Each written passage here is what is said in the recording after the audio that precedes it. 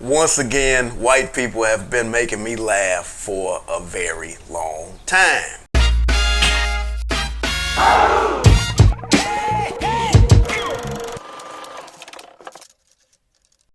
What's good with it, people? Welcome to the Joe Blackula Perspective presents Behind the Curtain, where I will either be reviewing or revisiting movies and sharing my honest thoughts and opinions on them.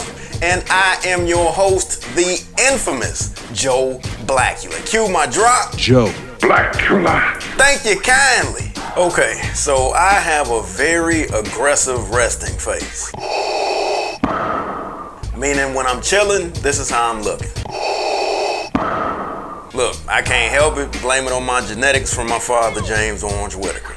It is what it is. But even while having a resting face that doesn't really attract a lot of people towards me, I actually like to laugh. And I've been told I have a pretty decent smile. I gotta work on these teeth though, man. Drink too much coffee. Mother of pearl is not an attractive color. And white people have been making me laugh for a very long time. I grew up watching the Three Stooges, watching Mo slap fire from Larry and Curly and Shemp, watching Chevy Chase fall off the ladder trying to put the star on the top of the Christmas tree, playing Gerald Ford. You know, Chevy Chase based that whole skit off of one incident from Gerald Ford falling down the stairs, getting off an airplane. Dan Aykroyd, John Belushi, the Blues Brothers, has to be in my top 10 movies of all time. Soap, the TV show Soap, that was hilarious. Bert Benson came from Soap. Billy Crystal, his character's name was Jody.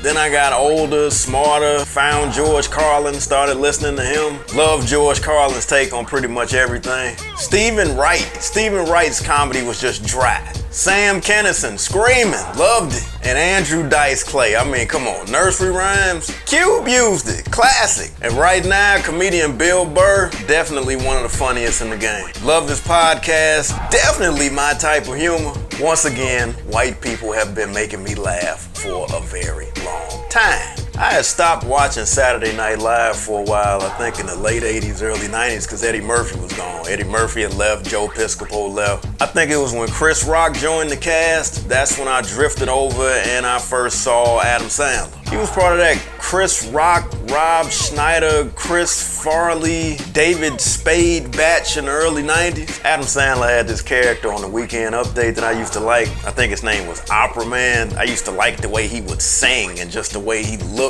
Something about people singing in funny voices always gets a laugh out of me. So Sandler leaves SNL, does this movie called Billy Madison. My type of movie, real funny, clever plot, real juvenile, little kids type of humor. I like that type of stuff. Followed that with Happy Gilmore and 20 other movies that was easy on the subject matter. And when I take a step back and look at the majority of Adam Sandler's movies that comes out of his Happy Madison production camp, the majority of his movies are romantic comedies or rom-coms. It's usually about a dude and a girl. The dude is usually Sandler. And how the dude either usually winds up with the girl, Billy Madison, The Wedding Singer, The Water Boy, Mr. Deeds, Anger Management. Point being is that he has a lot of them. The formula works. I ain't mad at it. And most of Sandler's Happy Madison movies always feature his core people. Some of them are from SNL. Usually Rob Schneider, Chris Rock, Norm Macdonald, sometimes Tim Meadows, Kevin James, Sandler's guy with the lazy eye and the gravelly voice, the other dude that was the hater quarterback in The Water Boy,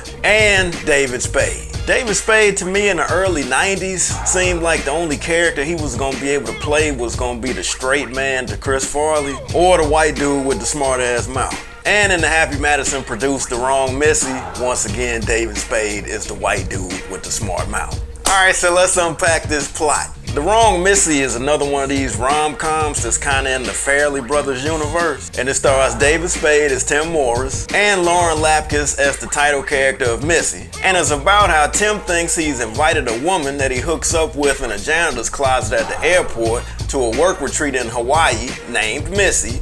But after a while, he figures out that he's been texting the wrong Missy, who turns out to be completely bat bleep crazy. And as usual, with this being a Happy Madison production, this movie features some of Adam Sandler's core homies. Rob Schneider, he plays this shark wrangler. Jonathan Lohran, I'm hoping that's how you pronounce his name, otherwise known as the dude that's always in the Adam Sandler movies with the lazy eye and the gravelly voice. Nick Swardson, who plays Tim's friend Nate. Man, that dude has a lot of funny parts in the movie. He is hilarious. I mentioned Chris Farley earlier. His brother John Farley is in it too. He's another one I see a lot. I recognize him because he looks like a skinny, older Chris Farley. And his eyes, he's got those Chris Farley eyes. And Jackie Sandler as Jester Barracuda, who is also the wife of Adam Sandler. I gotta give it to Adam Sandler. He knows how to look out for his people.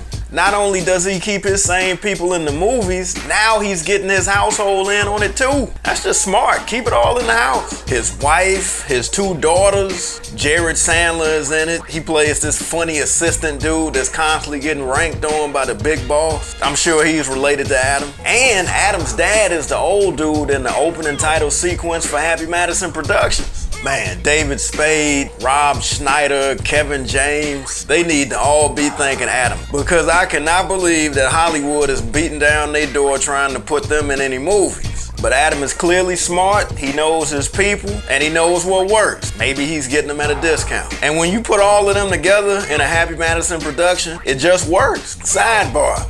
It wasn't any black characters in this movie. And maybe that's a good thing, because I might not have liked whatever the hell they had them doing. Just my luck, it would have been Terry Crews dancing with his shirt off with a burger in his hand or something. Spoiler alert, Evander Holyfield has a featured role in this movie. And the character Hellstar was completely freaking me out. Let me say this much. I don't honestly think I went any more than 3 minutes at a time laughing out loud at this movie. And I mean laughing. Like Lauren Lapkus. I hope I didn't call her Lapkus. Or the wrong Missy. I mean, just looking at her face on the screen makes me laugh. She got those crazy eyes. You can always tell when somebody got that inner crazy when they got those crazy eyes. And when they got that short, quick start, loud laugh, she's got that locked. Her face is always animated. She's lanky. She moves around kind of weird all the time. And her character is completely out of control constantly. I mean, she looks like a real-life Simpsons character. Definitely the star of the movie. At first look, I thought she was the actress Kristen Shaw, who was on the Fox TV show. It was called The Last Man on Earth. They both got that same look about them, that whole eyes, long neck thing happening. And David Spade is starting to get old. He ain't got that old teenager, 20-year-old look about him no more. And the majority of the movie, they're actually picking at him about it. Missy comments on his hair. She says that he's wearing a wig, which it does look like it. It does look like he's wearing a wig, which had me wondering, is that a wig, or were they purposely making his hair look wiggish? Or is that his hair and they figured they'd get out in front of it and say that it looks wiggish because it looks wiggish? That joke with David Spade and the hairpiece started from a scene from the movie Tommy Boy. Bottom line, David Spade is starting to look like an old white woman, which is funny. Also, I have learned some terms over the years. One is white girl wasted. Yeah, I learned that one. Gave a definition of some of the stuff that I saw in the 90s.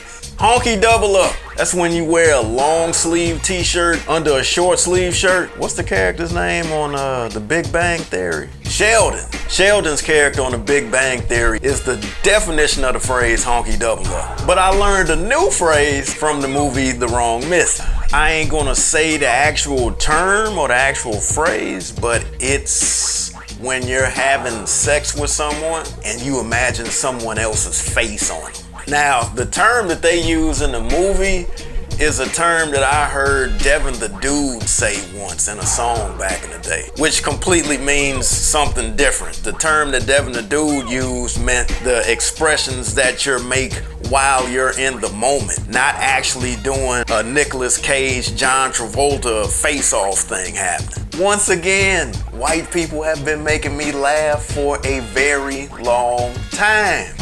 In conclusion, I need more movies like this in my life, man. Movies where I ain't gotta worry about missing the plot points, where I could care less who directed it. Or movies when the credits start rolling, I ain't gotta worry about not being able to leave because I'm gonna miss something. Or movies where the leading man got whoever you sitting there next to wishing that she was with that lead man instead of you, while we knowing damn well that that cat that you've been looking at and lusting after for the past 90 minutes got made up and invented just like Iron Man. Because he's not real. He doesn't exist. Just a feel-good, flat-out, stupid humor movie featuring funny as well as funny-looking white people. Love, hate, or debate. I haven't seen a rom-com movie yet that I can actually say that I loved. I definitely didn't hate it, and I can't debate the humor. I mean, there are moments in this movie where I had to pause the movie, get my laugh out, and then start it back up. The movie is 1 hour and 30 minutes, but with me doing all that stopping and starting, it might have taken me 2 hours and 15 minutes to get through the whole thing. I give The Wrong Missy a solid 3 black fists out of 5. That's mainly because the ending was predictable, but if you know the formula of these type of movies, you kind of have an idea how the ending is going to play out. Knowing these movies, it's about the trip. You already know that you're going to get there, but what you don't know is what's going to happen while you en route. It's like when I'm on the train going to work in the morning, I know that it's gonna be a bunch of crazies on the train, but I don't know what performances I'm gonna see during the morning. I wanna see a rom-com where I can honestly say at the end of that movie, I had no idea that was gonna happen. Spoiler alert, a shark got punched 5 times in his shark snout nose. That was funny. Couldn't have called out. And as my man Dennis Snipe would say, riddle me this. Where are the black rom-coms at? Can we actually make any where we don't actually come off as coonish or corny? You feel me? And it's a fine line between coonery and comedy. Y'all know I'm telling the truth. Would Girls Trip be considered a rom-com? I don't know. Has Tyler Perry made any rom-coms? I don't know. Maybe Kenya Barris can write one. He got the hot hand right now. Let me know in the comments any black rom-coms that I'm sure that I'm missing. What about Boomerang? Is Boomerang considered a rom-com? Hitch? Was Hitch? What about Hitch? Damn, Will Smith did a movie with Kevin James, man. But wait a minute, would that be considered a black movie though? All right, let's put a bow on this one because it is a wrap. If this was your first time visiting, your attendance was much obliged and highly appreciated. My reviews will get better, and until I hit the bullseye, I'm gonna keep throwing these damn darts. Please like, share, hit the subscribe button. I need to reach 25,000 subscribers. And what's your favorite rom-com? Comment below, let a brother know, and I will holla black in a few ticks. In a minute, people.